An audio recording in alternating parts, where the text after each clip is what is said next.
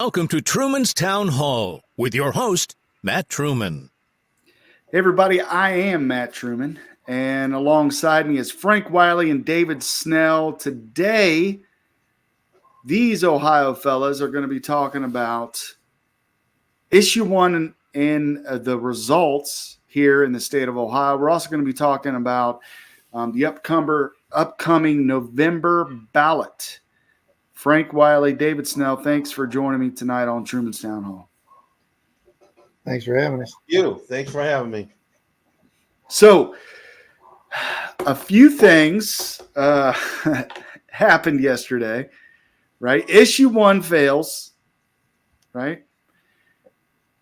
That means that we won't secure the Constitution in the state of Ohio. That means that the November ballot will go on with abortions. That I know they want to say reproductive rights, and we'll get into all that word salad that is being put out there. But what were your thoughts about the outcome of issue one? I'll let anybody go. I'll start, Matt. Just like I was saying earlier, in a lot of ways, I feel disappointed. I believe in my heart, and I just thought about this last night, I believe it was a setup to get people confused between, what as far as issue one goes, you shouldn't vote for it because it's going to be more harder how to live certain things. And then I've had others say if you do vote for issue one, that would mean it's not only it's going to protect the Constitution, and it's going to also protect parental rights, how they, raise kids and among other things. So I feel saddened, but I understand there's a lot of people. I understand it was confusing. It was confusing to me. So that is my opening statement tonight. So, hey, Jason, how you doing, man? Welcome, Jason. Thank you. Sorry, I'm late. Don't worry. My trailer broke down. What happened? My trailer, I burned out a wheel bearing on my trailer, so I was out beside the interstate till about 30 minutes ago, replacing the whole dang axle. Oh man! Got it. But we're all good, man. Thank you, Lord. Welcome tonight. Thank you. We opened it up, Jason, talking about the failure of issue one and how we're now moving into the November ballot. And we were going to go to Frank on his thoughts on issue one, then we'll come back to you.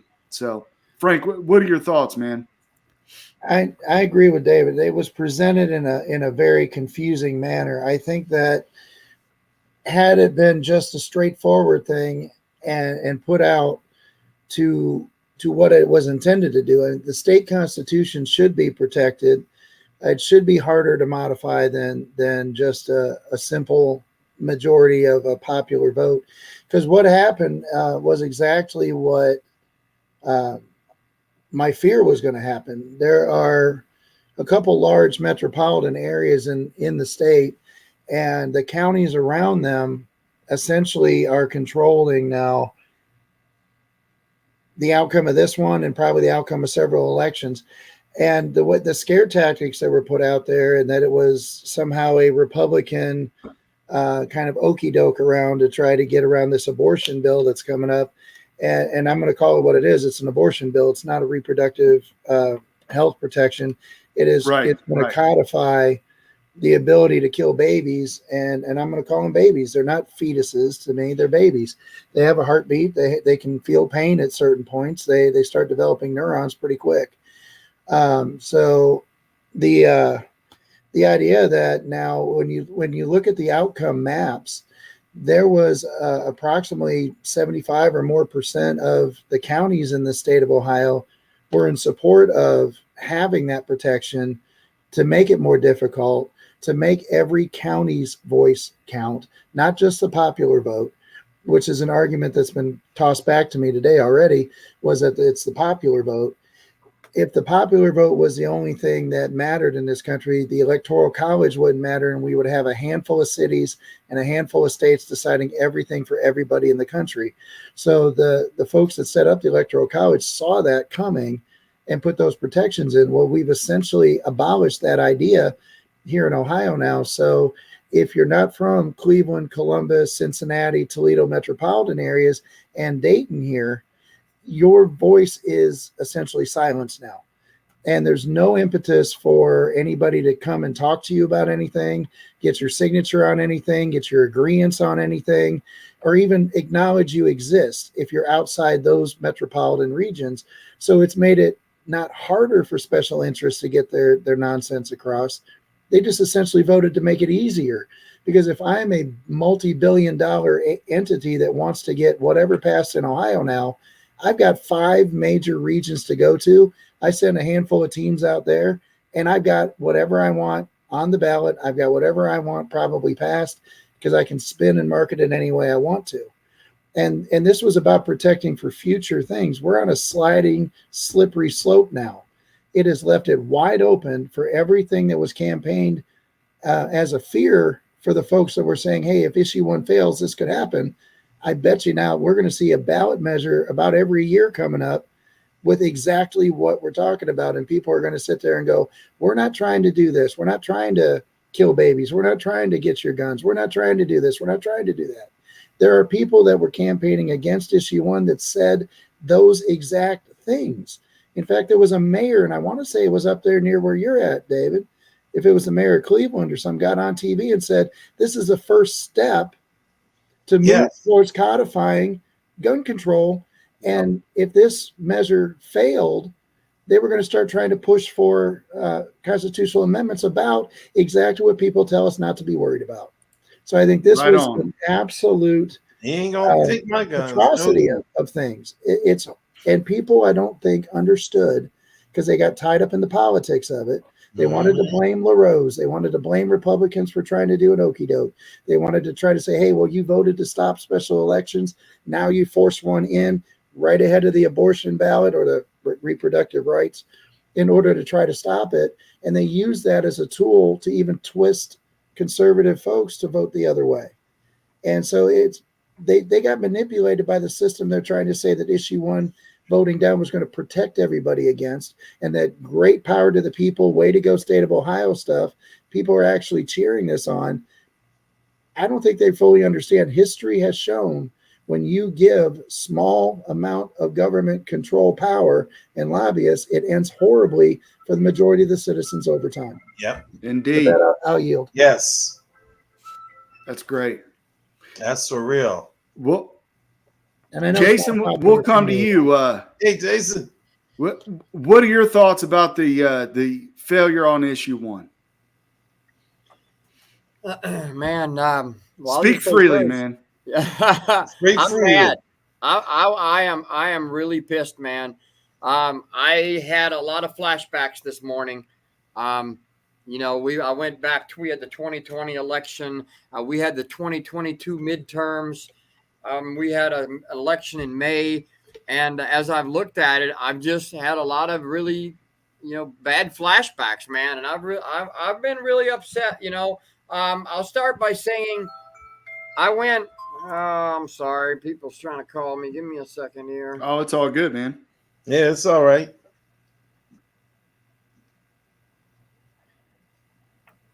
I'm on my laptop right now. So, listen, I was actually a no vote on this issue 1 at first, because I'm part of the HB 248 bill here in Ohio, which is the medical freedom bill trying to. Yeah, I heard that. Codify medical. David knows all about it, and I'm sure you guys do as well. It's going to make it more difficult, but when you look at the environment that we're in, and everything that's happening ever since Roe v. Wade was taken down is coming back to the states, I think this is just the beginning. And so I started to realize the importance of this. And the more I researched it, the more I looked into it, the more I realized this is a big deal. And we really need to pass this. Ohio has this threshold that's like paper thin. It's like as useless as your mask was when it comes to stopping this tyranny and and communism coming in. I mean, the guy who just mentioned the mayor of Cleveland, Matt Frank just mentioned the mayor of Cleveland and what they've been talking about these 15-minute cities and gun control. Oh, yeah. They've been saying the quiet part out loud. Yes. They're literally doing it in the open. And I think we might be where, we know what happened in 2020. I think they may be willing to do that in broad daylight, even way more openly than they did. I want to say this issue 1, we got to the ball late. Okay. We didn't have proper messaging back. The commercials on TV were telling conservative channels like Fox were having commercials that said, vote no, protect your Constitution. I mean, come on. And the conservatives had nothing. I talked to numerous officials tonight and today on the phone, and I said, where was our rebuttal message to vote no, protect our Constitution? We didn't have a rebuttal for that. And we send out flyers in the mail, and we put out yard signs, and I hosted events. I mean, I had a panel discussion last Thursday at our group. I had my state rep, Scott Wiggum.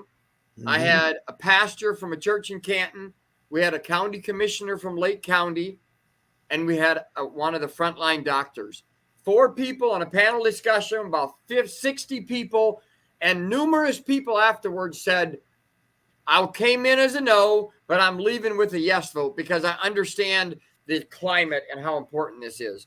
It's way bigger than pro-life. Frank, you mentioned this is a pro-life bill. It was really, abortion was on the ballot. But here's the thing, it was way bigger than that because that's only the beginning. But I think with the conservatives as a whole, the grassroots worked their butts off. We put out signs, but the Republican parties, they did not do their job. Nope. We didn't message properly. We didn't respond to what was happening on the other side. And I believe the grassroots and the Republican Party being split the way they are, we're never going to win. I don't want to be negative Nelly here, but we're not going to win elections until we get these 2 facets of the conservative party to come back together. I really believe that. And I'm going to be fighting accordingly, man. I'm not going to put my heart and soul on something that we're split down the middle like that. We got to find a different way to get out here and message. I think it's going to be hard for that to happen when you have the DeWine, LaRose, Houston folks who in 2020 were the way they were, where they were going after freedom. I mean, we could go into that, but that's not the issue that we're talking about tonight. Let me throw up. So I'm going to say this. The left and the Democrats in Ohio are really gloating at this point, and they're going into November with a very big head, and we have to figure a way out. It might be the way to come together, but we have to figure a way out to defeat them in November on this abortion bill. But I'm going to play something real quick. I'm going to bring it up. It's just a short little clip. Here we go. Today to talk about the insanity that took place in Ohio yesterday, or the insanity that led to the righteous victory in Ohio yesterday, is Ohio resident Cliff Schechter. Cliff Schechter, who apparently just loves to work. He has written books, or a book about McCain. He's a political consultant. He was an ad man for the Biden campaign in 2020. What have I missed? You're a frequent appearer on this particular dilapidated YouTube program. Dilapidated, nicely done. I'm a roofer. Nice. No, I'm just kidding. No, I'm not at all. If you want me to fix your roof, you'll have more holes when I'm done. I think Jesse's just being nice because what he's trying to say is, Jesse's saying about himself, he's saying, I've had what you'd call a responsible career arc. And Cliff Schechter is the ADHD of careers who jumps all over the place and seems to never settle. So, but no, I do appreciate the kind words. I am in Ohio, as you can see. I keep pointing to the wrong side. I've got my I voted sticker. So yesterday I went and I voted against this travesty of justice. And to put it kind of modestly, we kicked its ass. So haha. All right, I'm going to stop that. So that's them gloating. This Cliff Schechter guy, never heard of him before, never even saw that YouTube channel, but that YouTube channel has like 500,000 people that tune into it or that are subscribed to it. So this guy must be something. I followed him over there on Twitter just to see what he's talking about. But it was the we kicked their ass. What's your thoughts on that? Yeah. Pisses me off. Oh, you know what?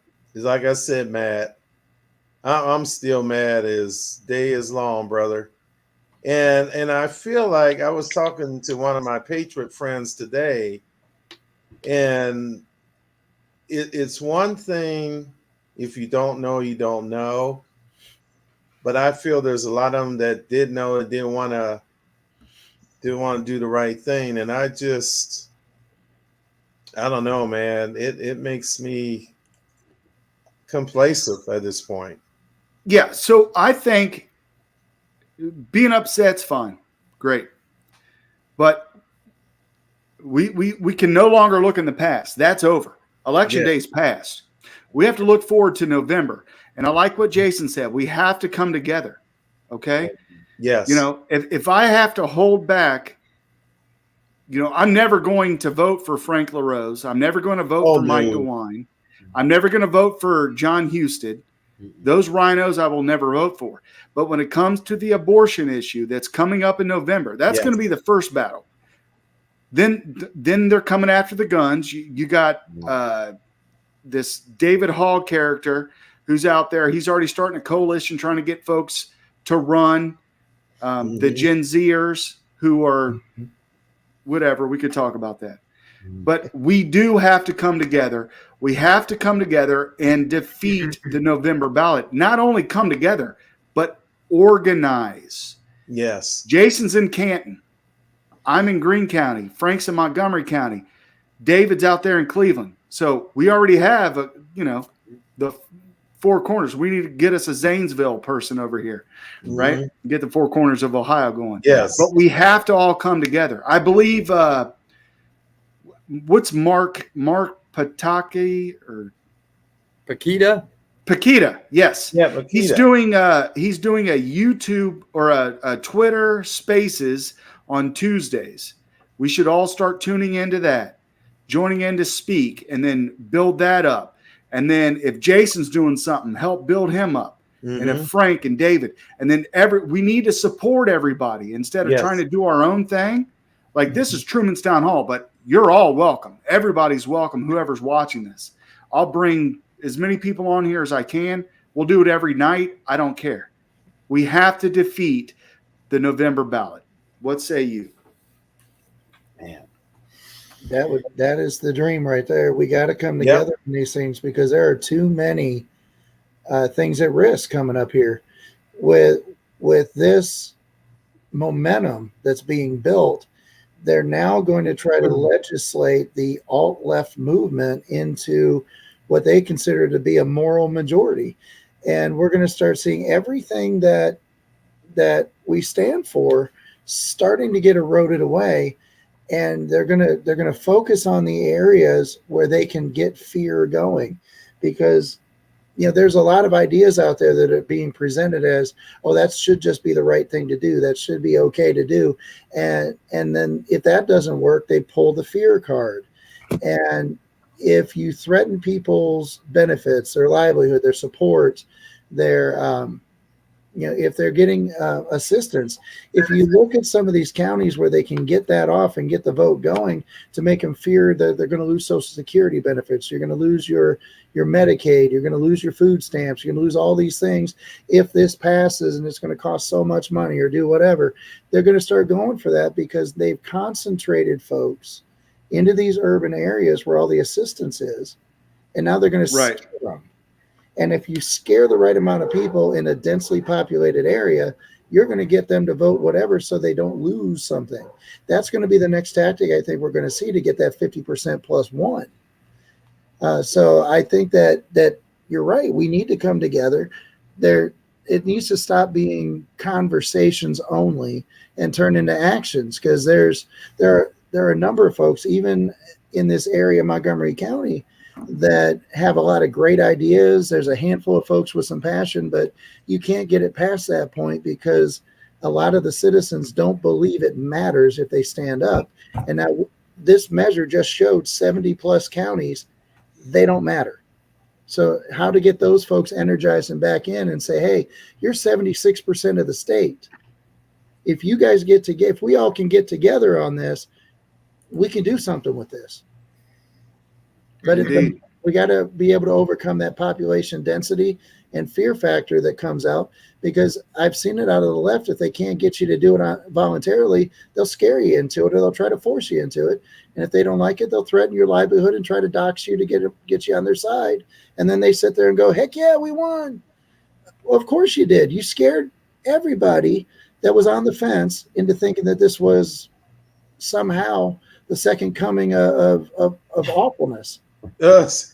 You know, I don't think this ballot measure was a perfect ballot measure. I think some things could have been adjusted to make it better. Yeah. And perhaps it comes down the road, because the Constitution definitely needs to be protected. Yes. 172 amendments versus the 27 amendments we have with the U.S. Constitution. It's unrealistic, but it is what it is. A lot of the Democrats, in my view, have voted no on this because they want to be able to vote yes in November. I know guns are an issue. That's coming up. Parental rights. That's all within the bill. I can pull the bill up real quick. Oh yeah. Let me pull the bill up real quick. Okay.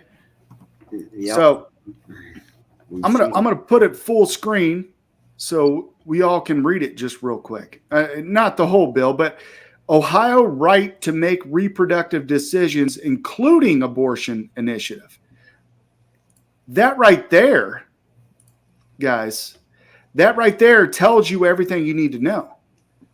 Ohio right to make reproductive decisions. If you go down in this bill, it's not only are they talking about abortion, they're talking about not informing parents about their child's abortion. Yeah, I heard about that. Yeah, it's bad. I mean, it says the Ohio right to make reproductive decisions, including abortion initiative, is on the ballot in Ohio. An initiated constitutional amendment on November 7th, 2023. A yes vote supports amending the Ohio Constitution. This will be in the Constitution of Ohio, the great state of, and we will have to adhere to everything that it says. Establish a state constitutional right to make and carry out one's own reproductive decisions, including decisions about abortion. So what that is saying is that it's ones. That's not adults. That's not people over 18. That is your 13-year-old daughter who made egregious mistake and went to her teacher, and her teacher or whoever, a friend, a neighbor, somebody, and they took her to get an abortion. And under this law, those abortion doctors have no problem killing babies. So what they'll do is they'll have no problem killing a baby of a 13-year-old child whose parents have no idea what's going on. That's the facts. And one thing, and I know, Matt, you and I have talked offline about this as well, where in that reproductive rights bill does it mention a single thing about the fathers? It's the fathers have no say, no rights, no anything until that baby's born. And then the same person that doesn't want you to have any say because you're male will then turn around and go to court and say, pay for this child for 18 years, whether you want it or not. So if we're going to be honest about this, this is not about reproductive rights. It's not about family decision-making. It's not about keeping the government out of the bedroom. This is about free-for-all behavior with no consequences, and being able to be a 12 or 13-year-old experimenting out there in this world, forgetting about birth control. And, oh, hey, the teacher gets to take you for some medical birth control. Right. And the medical need for abortion and incest and rape is very low in percentage-wise of the abortions that are performed, most of which are unmarried women and girls who are going in there for a first or a second one. And it's nothing to do with anything medical. It's because they made a decision they regretted later. Yeah. They find out they're Right. pregnant and they go, oh, it's going to ruin my life. Yeah. What about the father? You know, if you're we deserve a say. If we had a part in creating this baby, we should have a say in what happens to its life. And nobody is trying to legislate that in at all. Not even the Republican Party, is trying to legislate that. And the Democrats certainly don't care. And there are guys out there saying that I shouldn't say this because I'm not a woman and can't carry a baby. I've got kids. Yes. Some days they're a pain in the butt. They are expensive, but they're my kids. Right. And I'll tell you guys a little story real quick. My son is 26 years old in October. Mm-hmm. And he was not planned. I was young, real young. His mom was young. Mm-hmm. There was a little meeting. You got to have an abortion because you guys aren't ready. You're too young for this. Blah, blah. And I fought. His mother fought. We're no longer together, but we fought for our son. Okay. And he's still around. And he's a productive member of society. Good. Yeah, we were young. We made a lot of mistakes raising him. I could have done better, but he's a productive member of society. He works hard every day. I just got off the phone with him. We're going to go hang out. He's a good big brother. And these are the types of things that happen. And it's like, no, you need it. Okay. And then the younger kids, they fall for it, and they're not as strong-willed as his mother and I were. We were very strong-willed people. Mm-hmm. And those are things that come up. The rape and the incest. I have a heart. Yeah. I don't want someone to have to experience something as horrible as that. It drives me insane. I'm not a believer in the death penalty. I don't believe in the death penalty, but I'd tell you this. If someone harms one of my kids, I may put up my salvation to God to go harm someone else. You know what I'm saying? That's how much I love my kids. Yes. Yeah. So, yeah. And you know what? See, comes down to a moral issue. This whole thing comes down to it being a moral issue. My heart goes out, this thing about rape and incest and abortion, my heart goes out to people. And you know what? I don't spiritually believe that there should be room for abortion because I believe it's a moral issue. I don't make the rules. I don't decide when life begins. I don't decide if that baby in the womb, no matter how it got there, is a person or if it deserves to live. And I'm talking about if I'm the mother or if I'm the father, if I'm making the decisions, if I'm the doctor. Yeah. I don't decide that. It's a moral issue. And before God and how our Constitution, life, liberty, and the pursuit of happiness for all. And life begins at conception. So, I mean, if I was a governor, I'm not saying I would bite go hard on all the way with zero exemptions. But morally, I have to say I take that stand before God because I believe that it's life. But let's put that aside. This bill is so broad, guys. It is so broad. It uses terms. We had our state central committee lady, Chris Maurer from Canton. We had her at our group a couple months ago, and she pulled this bill down, and she blew it up on the big screen, and she went through this bill piece by piece. And it uses terminology like, reproductive rights and sex organs, and it's so broad, and I believe it's intentional because it's only the beginning. Okay, there's loopholes in there from everything from pedophilia to prostitution to abortion on demand. And it's a moral issue because this is good versus evil. And I want, for the people listening, I want to just say this to the viewers right now. This is life and death. What we're facing right now, I don't want to dramatize the battle that we're in, but the temperature that Ohio just took by this election, this is a big deal, man. Y'all need to pay real close attention to what's coming up in November, because this is no joke. This is the first stab, and it comes very subtly. It's called women's health care. That's total garbage. This is good versus evil, and this is bringing in something that's going to take away parents' rights, and it's going to open up the doorway to show that there's a room here for the people to bend to give a constitutional amendment. First of all, why is this not a law? Why are they not bringing this in through a law or legislation? This right. can be in many other ways, but they want to codify it into the Constitution. Like, that's your temperature right there. This is not no joke. And there's nothing to give up to. There's nothing to quit back to. There's nothing to. This is it. This is the country. This is this is what we've been dealt. So I think we have to come together. I was put in a text message this morning, a large group text with some pretty high level people that are very active. And what I'm hearing in the message, when I said we have to combine the grassroots and the GOP and the central committees, or we can't win. And it pissed off a lot of people. They started just this big fight broke out. I'm telling you guys, I don't like the GOP and the rhinos either, but we can't win without them. And I think we've got to begin to look at the playing field a little different. Yeah, that makes sense. I agree. It's hard sometimes to put up that. Yeah.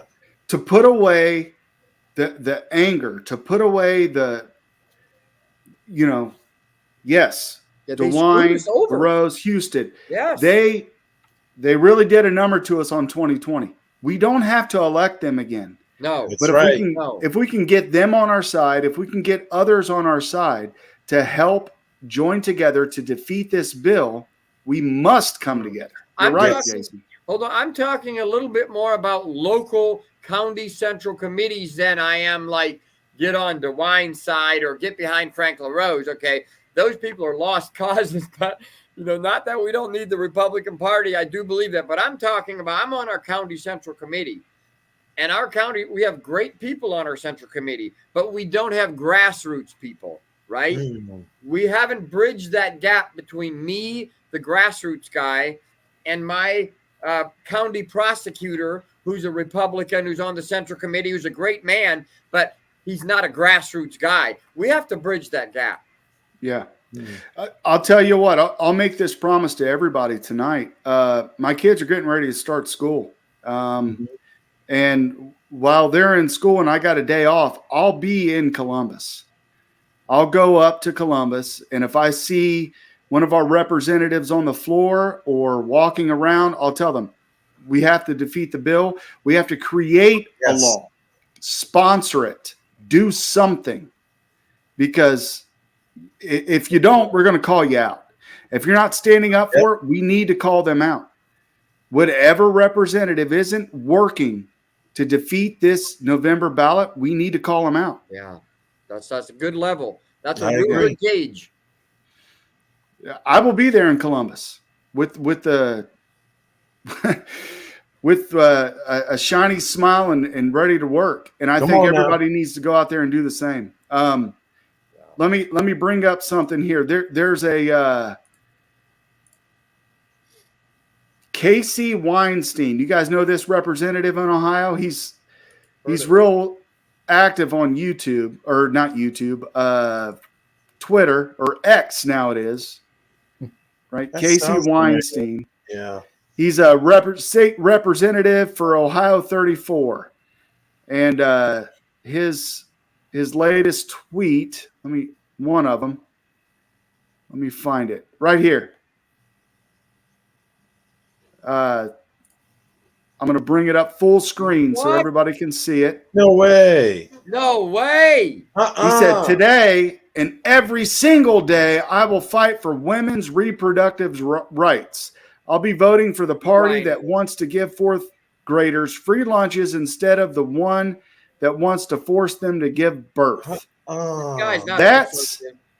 That's the Democrat Party in Ohio. Oh my God. That's the Democrat Party in Ohio. He's trying to scare people to think that there are fourth graders that in a large enough number, I'm sure it exists. I'm not going to say it doesn't because someone will pull up somewhere and go, oh, here's one. But how many fourth graders are running around the playground at elementary school carrying twins? I mean, I'm all for giving kids lunches at school, but that's part of that whole socialism that started a long time ago. But no kid should go hungry. But to tie that together and actually act like that makes sense, it is ridiculous. How in the heck are you going to tie free lunches for an elementary school kid and abortion together? That guy Exactly. And people are going to retweet and repost that and be like, yeah, let's get behind free lunches and let these fourth graders have abortion. They're not going to say the last part of that because it sounds moronic just reading it out loud.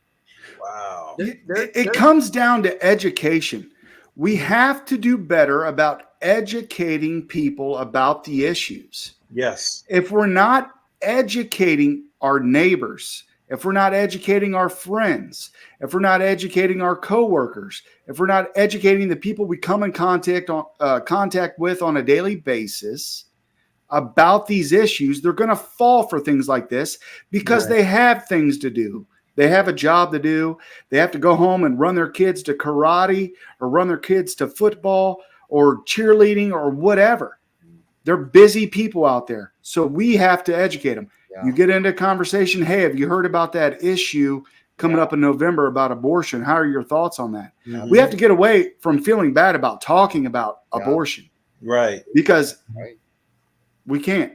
We can't feel bad about abortion because it's literally killing children. But I know so many people who did just that. I just spoke to a friend of mine before I jumped on here.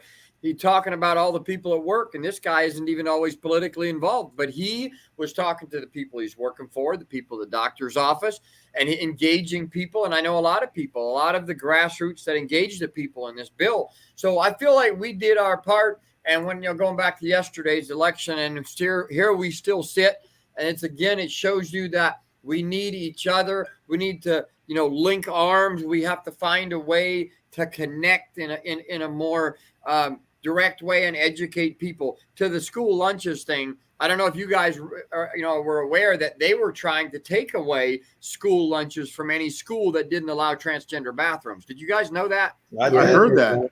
Yeah. Yeah, a friend of mine's on the Moms for Liberty.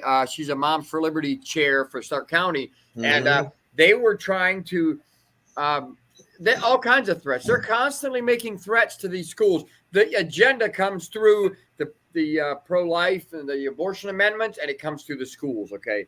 A lot of this stuff comes through the schools. That's where they're taking it because that's the core of what's the next generation. That's how they influence. These people have long-term vision, a lot more than conservatives. We need to step back and begin to have more long-term vision, and we wouldn't be so discouraged when we lose either. That's a good point.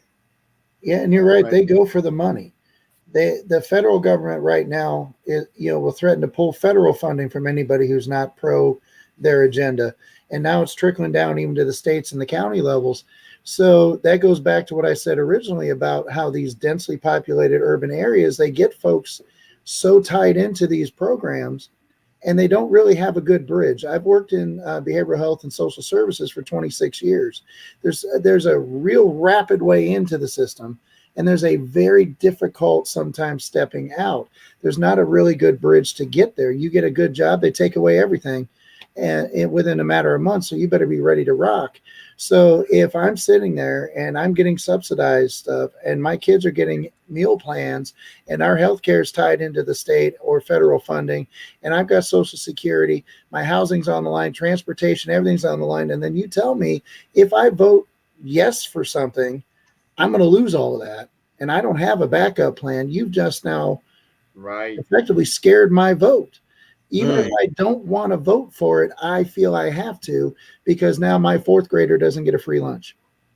And I can't afford to pay for it.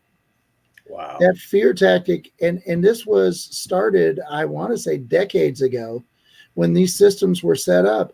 When you're talking long vision, I think this goes well beyond probably some of our lifetimes where this started.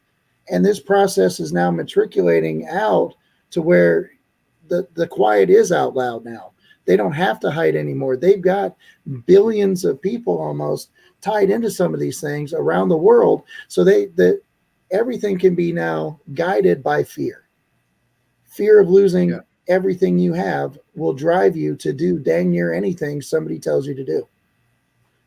Well, it's coming. Not to get off topic, but the CBDCs, that's being pushed hardcore. Central bank digital currency. They have what's the world coin? Have you guys heard about the world coin? Yeah. Yeah. I mean, all this stuff is coming. The control from the left, they're winning. Ladies and gentlemen, the left is winning. Wake up. And if you want the left to win, okay, that's great. But for the conservatives, get off your tail, join forces. Let's all get together and let's do something about it. If we don't, the left wins. It's that simple. Yeah. You want the left to win, or do you want to fight for your freedom? It's up to you. Yeah. And if it was about freedom, it'd be worth fighting for too, but it's not. What's that? If the left was about freedom, it'd be worth fighting for too, but it's not. Right. You know what I thought about when you just said that? It made me think about, wow, my grandmother used to say something I'll never forget. When you don't stand for something, you will fall for anything. Come on. Right. Right. And it's like, oh, I miss that woman. She was like, she was a woman of a lot of wisdom. You know, Indeed. I love my mother, true enough, but it's something about grandmothers that's extra special. And she really she used to always remind me and said, Dave, when you research something, make sure you get something to back it up. If you don't understand it, get with somebody that will explain to you, and you can educate other people. There it is. Yeah. What was your grandma's name, David? Glendora Eggleston. She Nice. was originally from Beckley, West Virginia, and she came into Cleveland in 1953. Oh, wow. Nice. Yeah. Yeah. That's good, man. Guys, we need to we all know I believe the bank failures are close. I think you're right, Matt. There's these new coins that are coming in, the central bank digital currency. It's coming. Most people that are probably going to see this are aware that we're basically at a war state. And, the fires are nipping at our heels, but right now we still are chewing on the steak. Everything seems cool. We haven't, it's not really reached us. The worst thing that's happened to most people is $3-4 for a dozen of eggs and $3.50 for gas. And that doesn't get them off their ass. And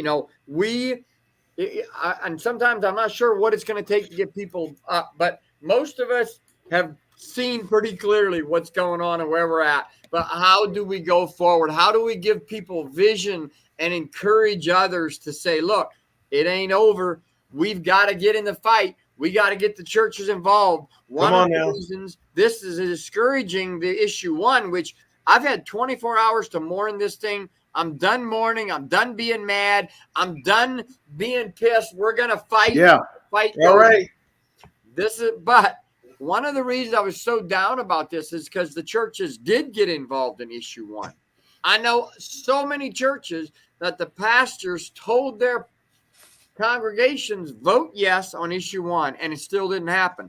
But aside from that negative little piece of information there, the bottom line is if we get the Republican Party, who believes in God and the Constitution for the most part, if we get the grassroots, believes in God and the Constitution, if we get the church, which believes in God and the Constitution, backing an issue and encourage them to engage in their civic duty, which is engaging in politics. You don't have to go to the Republican Party meetings. You don't have to run for a position, but you have to be involved. It's your duty to go to a school board meeting, a city council meeting, a fire department meeting. It's your duty to go somewhere and know something and not call your buddy the night before, hey, what's issue one? Which I'm thankful people called me last night. I'm honored that I could answer those questions. But it shows you that the temperature of where people are, we're not recognizing the dangerous time that we're in and just how shaky the ground is. I mean, guys, we've been on a precipice for a couple of years. Yeah. And it's right there. Oh yeah. Watch the stock market and look at how fake it is. I don't know if you guys are in the market or watch the market. It's a total joke. Yes. It has nothing to do with reality. No. Look at silver nosedive, right? Well, JP Morgan runs when the economy is crashing. I mean, it's all made up and it's all fake. And one of these days the rug's going to get pulled out, and then I guess we'll fight. I guess that's maybe what it's going to take to get people out. But there's no other option for people who want to quit. People who think that it may be too late at that point. That's why we need to start now. Yes. Don't wait until you are taking a bucket down to the river to gather water. Don't wait till that point. The time is now. I know. We still have time. We still have time, but we've got to all sense the urgency. I just hope people recognize the urgency of the time. Listen, again, not to be a doomsdayer, but if the abortion amendment passes in November, your conservative values, your conservative Ohio, 10 to 20 years, you're done.